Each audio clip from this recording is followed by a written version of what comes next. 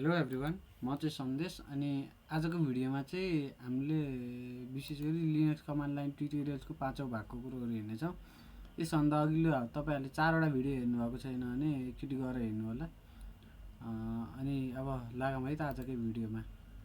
आजको भिडियोमा चाहिँ मैले विशेष गरी यो अघिल्लो 2 भिडियोमा चाहिँ मैले के सिकाएँ भन्दाखेरि फाइलहरू क्रिएट गर्न सिकाएँ, डाइरेक्टरी क्रिएटहरू गर्न सिकाएँ। यसपटक चाहिँ के सिकाउँछु भन्दाखेरि तपाईँहरूलाई फाइल क्रिएट गर्न सिकाउँछु। अनि फाइल रिमुभ गर्न, डाइरेक्टरी रिमुभ गर्न सिकाउँछु। मैले चाहिँ एउटा फोल्डर गराएको थिएँ, यो लिनक्स कमान्ड भन्ने। त्यसभित्र चाहिँ यो यतातिर टेक्स्ट फाइल छ, यतातिर चाहिँ एउटा डाइरेक्टरी छ। यहाँभित्र 3टा डाइरेक्टरी छ, यता पनि टेक्स्ट फाइल छ। यहाँ यिनीहरू चाहिँ एम्प्टी छन्। यो चाहिँ एम्प्टी छैन, यो पनि एम्प्टी रहेनछ। यही हो। अब यहाँ चाहिँ यहाँको कन्टेन्ट चाहिँ यही यस प्रकार रहेछ। अनि यहाँको कन्टेन्ट चाहिँ यो छ। ल अब म चाहिँ टर्मिनल खोल्छु। टर्मिनल यही खोल्छु मैले। अलिकति फन्ट साइज बढाउँ है। अब यहाँ चाहिँ हामीले डाइरेक्टरी र यो फाइलहरू रिमुभ गर्नलाई चाहिँ आरएमडिआइआर र आरएम फ्ल्याग युज गर्नु कमान्ड युज गर्नुपर्छ। अनि यससँग चाहिँ थुप्रै फ्ल्यागहरू पनि हुन्छन्। ल 1 बाई 1 गर्दै हेरौँ न त होइन। सुरुमा यहाँ एलएस गर्छु। एलएस यस प्रकार रहेछन् कन्टेन्ट। यहाँ एउटा एबिसिडी भन्ने टेक्स्ट फाइल, फाइल भन्ने टेक्स्ट फाइल छ, फाइल 1 भन्ने टेक्स्ट फाइल छ। अब सुरुमा चाहिँ फाइल 1 भन्ने चाहिँ डाइरेक्टरी छ है। अनि एबिसिडी भन्ने टेक्स्ट फाइल रिमुभ गर्नको लागि चाहिँ हामीले के गर्छौँ भन्दाखेरि आरएम कमान्ड युज गर्छौँ। त्यो जुन पनि फाइलहरू रिमुभ गर्न हुन्छ नि त्यसलाई चाहिँ आरएम युज गर्छौँ। ल हेर्नु, आरएम एबिसिडी गर्ने भने यी छैन, हरायो। अब यहाँ एलएस गरेर हेऱ्यो भने छैन। अब यहाँ पनि हेर्नु, यहाँ हरायो। यसरी नै रहेको छ यो। अनि अब जस्तै म सिडी फाइल 1 भित्र जान्छु है। फाइल 1 भित्र गएँ, एलएस गरेँ।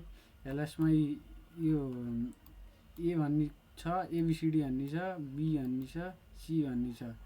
फेरि पनि देखाउँछु। ए भयो। ल यस प्रकार रहेछ। यो एबिसिडी चाहिँ अहिले पनि मैले राखेको थिएँ, डिलिट भएको, यो कन्फ्युजन नहोस् है। यो छुट्टै नै हो एबिसिडी भन्ने चाहिँ। त्यो अघि बाहिरको एबिसिडी चाहिँ मैले पहिले डिलिट गरेँ हो, त्यो चाहिँ छुट्टै नै हो। एलएस गरेर देखाउँछु। ल हेर्नु है। अब चाहिँ मैले यो ए डाइरेक्टरी रिमुभ गर्न लागेँ है। मैले डाइरेक्टरी रिमुभ पहिला त्योभन्दा चाहिँ सी डाइरेक्टरी रिमुभ गरौँ है। सी डाइरेक्टरीभित्र चाहिँ केही पनि छैन। ल हेरौँ, केही पनि छैन। अब डाइरेक्टरी रिमुभ गर्नलाई चाहिँ आरएमडिआइआर कमान्ड युज गरिन्छ। आरएमडिआइआर। अनि फेरि कुन डाइरेक्टरी रिमुभ गर्ने त? सी। ल हेर्नु, एलएस गर्छु। एबी छ अनि फाइल भन्ने मात्रै छ। ल हेर्नु, एबी छ, फाइल छ। अब चाहिँ तपाईँहरूले चाहिँ ल यहाँ चाहिँ मैले एउटा डाइरेक्टरी बनाएँ, न्यू। यो भित्र चाहिँ अझै 2-3वटा डाइरेक्टरी बनाउँछु। ल यति हो। यस प्रकार डाइरेक्टरी एउटा ओके भन्ने गराएको छु, एउटा न्यू डाइरेक्टरी, एउटा यो ए डाइरेक्टरीभित्र चाहिँ यति छन् क्या। अब चाहिँ मैले यो ए डाइरेक्टरी चाहिँ रिमुभ गर्न खोजेँ भने चाहिँ हुँदैन। एकचोटि देखाऊँ है। म कहाँ छु? ल एलएस गर्दाखेरि अब रिमुभ आरएम डिआइआर ए गर्ने भने चाहिँ हुँदैन। के भन्छ भन्दाखेरि डाइरेक्टरी नट एम्प्टी भन्छ। यो डाइरेक्टरी के छ भन्दाखेरि यहाँभित्र कन्टेन्टहरू छ, यसलाई यो डिलिट गर्न मिलेन भनेको। अब यसको लागि चाहिँ के गर्नुपर्छ भन्दाखेरि -p फ्ल्याग युज गर्नुपर्छ। अनि ए गरौँ है। है, आरएमडिआइआर होइन, आरएम मात्र युज गर्नुहोस्। आरएम युज गर्नुहोस्। मैले एउटा स्पेस बढी दिएँ।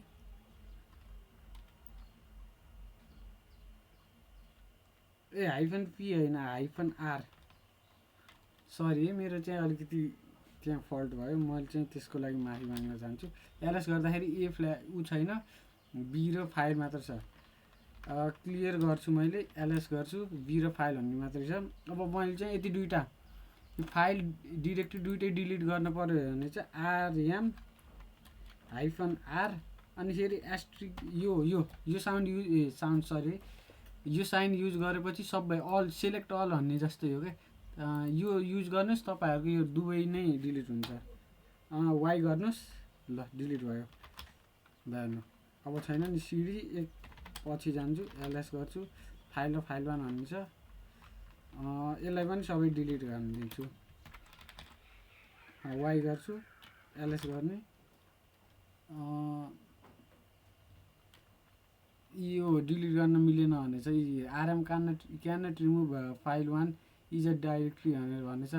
अब यसको लागि चाहिँ यहाँ चाहिँ मैले के भने भन्दाखेरि आरएम अनि एस्ट्रिक मात्र दिएँ। यसले चाहिँ के गर्छ, फाइल मात्र डिलिट गर्छ। अब सरी, अनि हाइफन आर युज गरेपछि रिकर्सिभली सबै डिलिट गर्छ। ल एलएस गर्ने भने छैन। आजको भिडियोलाई चाहिँ यति नै गरौँ।